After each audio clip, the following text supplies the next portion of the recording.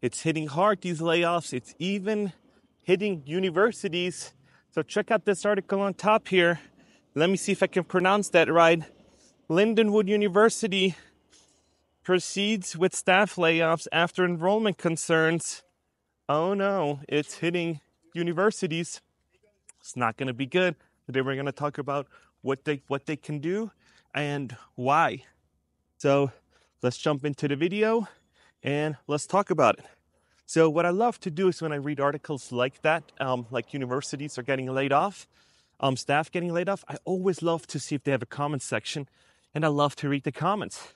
So in this particular incident, there is Steve, and Steve said, yet they keep building and building the campus larger. So one thing with these universities is they always love to expand, right? They're always expanding, offering new amenities, and keep increasing tuition prices for these poor people that are going to enroll there. And having amenities is nice, but it's not going to give you a better job afterwards just because you had all these amenities, right?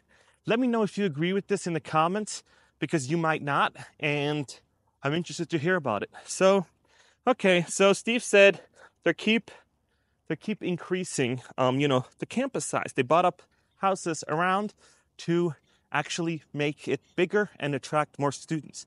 So now I'm wondering, is enrollment down because of lack of amenities? And I checked this article right here, and it says, Indiana struggles to reverse decline in college enrollment. The number of high school graduates heading to college is just 53% for a third year in a row. So that means college is less popular than it used to be. I don't know the exact number, what it was before, but right now, only 53% of people actually enroll in college. So now we're looking at, why might that be? Young people are not sure if college is worth it. So if college is worth it or not. So check out this. This is from a news article from CNBC Money or something. And they're talking about, is it still worth it in today's day and age to go to go to college, right? So now I was looking at, I personally went to UCF. You guys know I went to UCF, and UCF has 230 programs, 230 degrees you can get. And now you're like, what are these 30 degrees, like 230 degrees? Because some of these degrees might be silly. And that was what I was worried about. So if you're thinking about going to college, there's a few degrees that are absolutely worth it. If you want to be a lawyer, a doctor, a dentist, if you want to be, something like an engineer, it's 100% worth it. You need that MBA, you need to get that pre-med course done, you need to do all these things, and we can probably agree that that is worth it. But now, let's say these jobs right here. Yes, you read that right. University of Central Florida offers integrated business golf management track. Is that something that you would spend money on? Is advertising, public relations, entertainment track, is that something that you would spend money on? And PhD in text and technology, is that something that you guys would spend money on? I personally wouldn't. I personally don't think that is worth the money. I just don't think it's worth it. And so now there's a bunch of degrees that are not worth the money. There are degrees that are worth all of the money. So if you're going to be a lawyer, a doctor, you're going to make crazy money afterwards. Yes, college is worth it, folks. But now, if you're going to get a degree in philosophy, like this guy, let's go over it and see what that is all about. So I found this off of Reddit. It's Adam and Chris. Adam, bachelor's degree in philosophy, 100K in student loan debt, can't find a philosophy job. Chris, on the other hand, 4-year paid apprenticeship, no student loans, earns $80,000 a year, right? So now, Adam believes people without college degrees are stupid. Chris disconnects Adam's electricity because he couldn't find a job and couldn't pay for the bill. So now we're looking at, these two people, and we're talking about trades. And I've read all you guys' comments, and everybody in the comments on my last few videos were like, you should get into trades. And yes, you actually should get into trades, but there's one huge con about the trades. And I was in the trades. I did HVAC installations, and let me see if I can find a photo. If I have one, it's right there. I ran a few installation teams and did repairs, and I did all that kind of stuff. After my electrical engineering degree, I did HVAC. So now, what is the con in trades? Like, what is the process? You can get hired pretty much anywhere. You just need to get a license, and then afterwards, you kind of, do your thing. So what are you thinking is the cons of getting into a trade? Dumping wages. Now, what is that? I don't know if that's a US word, but in German, dumping wages means that you have a bunch of immigrants, undocumented or even documented, seasonal workers that come in and offer that same service for a penny on the dollar, right? A fraction of the price. So you are competing with people that are mostly have some skills and offer their services for way less money than you do. Are they bonded? Are they insured? Questionable. But for homeowners and smaller companies, that might not be a problem because they're like, hey, if I can get it 75% cheaper, why would I hire your company that's licensed and bonded if I can just go with, Jose or something, or with Adam, and he's not licensed, he's not insured, he's not paying these high, these high taxes and whatnot, so he can offer the service at a fractional of the price. So now, you as a business owner that offer these services are in a situation where you always got to stay competitive, and you always got to stay with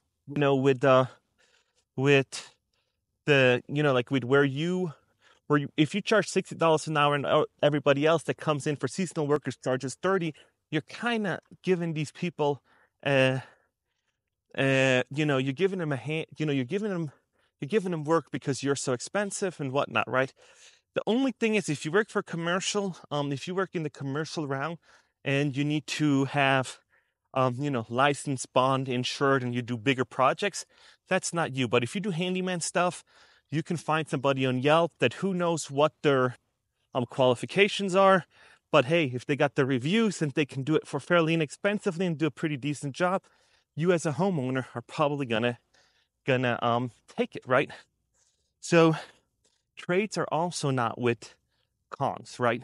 So now another thing is, somebody said that they were an engineer at Meta and they just became a plumber and they're making, about 6 figures now, and they always have work. As a plumber, yeah, you always kind of have work, but you're from Meta, from engineering, from, software engineer at Meta.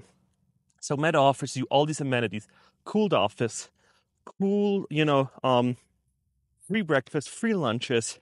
They give you stocks. They give you all these crazy benefits that, as I assume, a plumber cannot do that. I don't know a bunch of plumbing companies that are publicly traded that give you RSUs and that go up in the Fortune 500. They're in the Fortune 500, stock index. So now this guy's used to making, 100,000 at Meta and probably another 150, 200 in stock option in RSUs. And now you're like, hey, I just took a pay cut, but I always got work.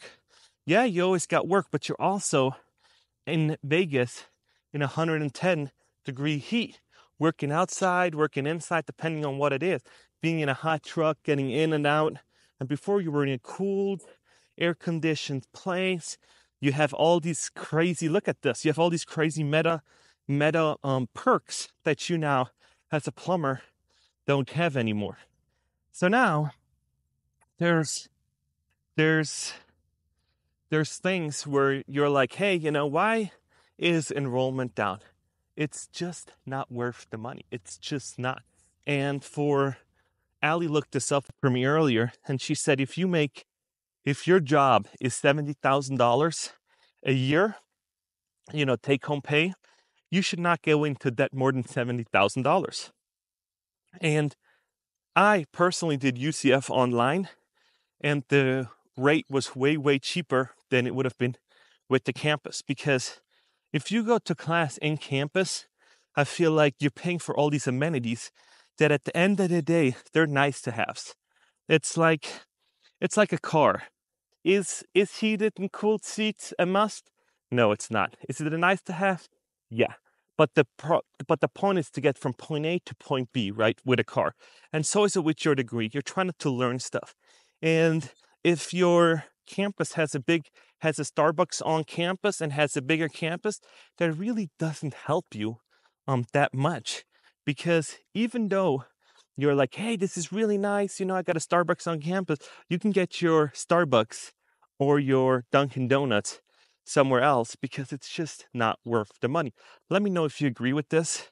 But yeah, campuses are expanding, just like this article right here.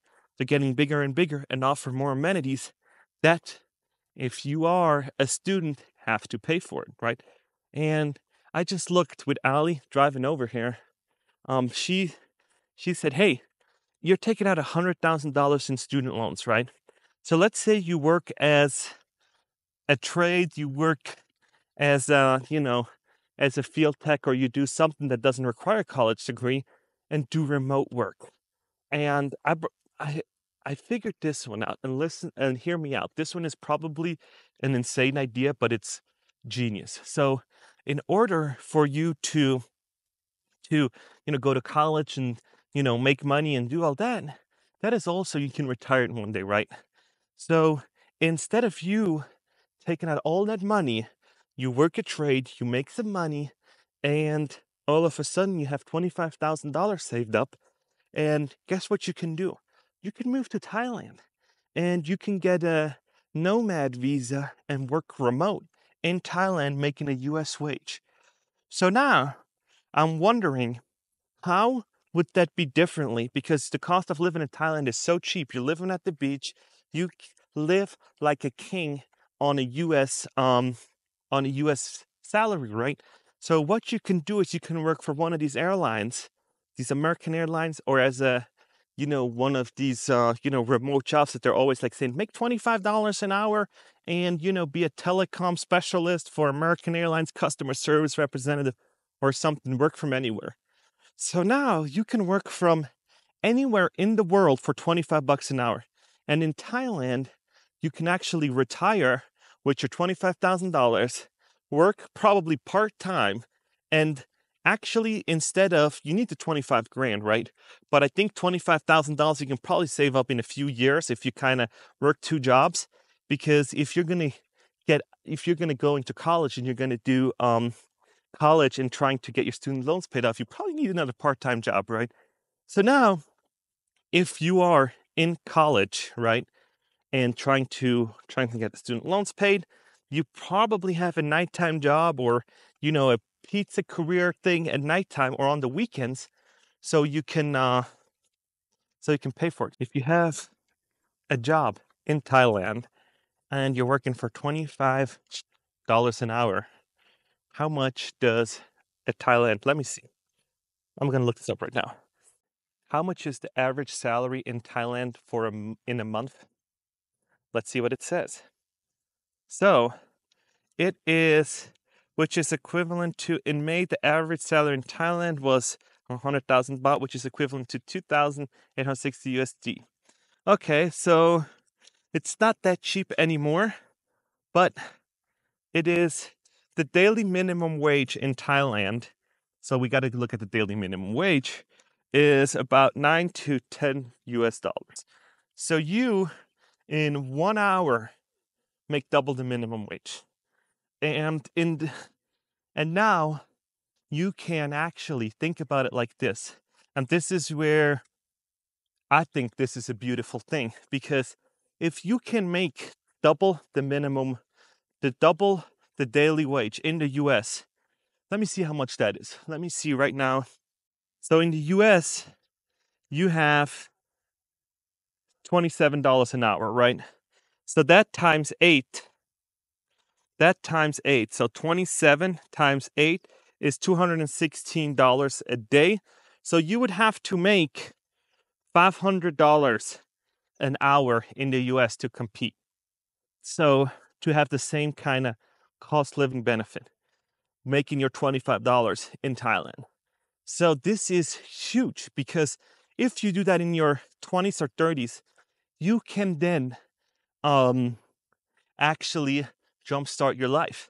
And when you're in your 20s, you can kind of live inexpensively. And then if you want to come back in your 30s or 40s and come back from Thailand and, come back to the US and have a family and do all that, you are very well off because you saved up all that money. And I think if you look at it, if you look at where you can live and do, and live inexpensively with a US salary, is really, really cool and interesting proposition. So the problem though comes in that you're not spending the money in the US, but that doesn't really matter in this case scenario because I always advocate for people, you got to spend your money in your community. But now, with all this shit going on around the US, where it's all going to a poop basket, I'm like, if you're thinking about this now, it's probably not worth it. Because you can also go to what I would actually think is an also cool idea, and I probably would do this now if I was in my early 20s. I would actually see if I can get enrolled into ASU, Arizona State University, that does it all online, or I find a university that is really cheap to get into just to get the degree and actually move to Thailand with a part-time job that pays me 25 US dollars or something, and or $20 or $17 an hour, whatever it is, as customer service representative, and live there while I go to university. I can get food delivered. I can live great. I wouldn't have issues with I wouldn't have issues about stress, about housing, and all that. And I would have to go into debt to do everything. I can probably fund my college while I'm working there. And I don't know if Starbucks still offers this, but Starbucks offered, I think, a little while ago, ASU partnership where you basically need to work for 20 hours at Starbucks and they pay for your degree. So programs like this are very well worth it, but not taking out $100,000 in student loan debt for a philosophy degree. That's just not worth it because you're not going to make that money back. You're going to be 67 years old. And I see it all the time that people are trying to retire still with student loan debt. And then Biden is trying to cancel student loans and telling people, you don't have to worry about it. We'll just, we'll cancel it. That is not the problem. The problem is people getting into it in the first place. So you're telling people, we'll bail you out. But the underlying problem is that people shouldn't even get into it. You know how when you go to the US onto a beach and there's a 50, 60 signs saying, there's riptides, there's jellyfish, there's this, there's that. I don't think that people should be able to take out loans that are higher than the yearly income for them, right? And so if you're going to make, as a history teacher, as a history person, you're going to be a teacher and it pays $25,000, they should cap your student loans at $25,000. And the rest should be up to the college to get you through and get you your degree, because that would be fair. Get the college invested, right? And actually, what I would actually do if I was a private college, I would actually go find employers and then say, hey, we partner with you. We'll provide you the students. We'll kind of make it so you get good students each year, and then you'll pay us some of their tuition back. And we'll, after you get out, you have a job with, local companies or whatnot, and we'll pay you some of that tuition back when we hire somebody. We'll give you a check every year they stay with us. So that incentivizes colleges to stay up on trend, but then the bureaucracy just comes in and kind of knocks it all out, where the state legislator need to approve stuff, and the Department of Education comes in and it just gets buried in bureaucracy and it's never going to move or do anything. And that's how you're not going to compete. And that's why people say, oh, we just want you to have a degree so you have one. Because we did it, you need to do it too. I feel like that's a huge mentality thing where it's say, hey, we went to college, so you should do it too. And that's it. And for jobs that don't really necessarily require it, right? For some, yes, and those are not the jobs I meant. But yeah, I'm super curious to see what you guys think. Love to hear your feedback and let me know what topics I should do next. This one was about college, and we'll see what kind of other things come up, and I'll see you in the next one.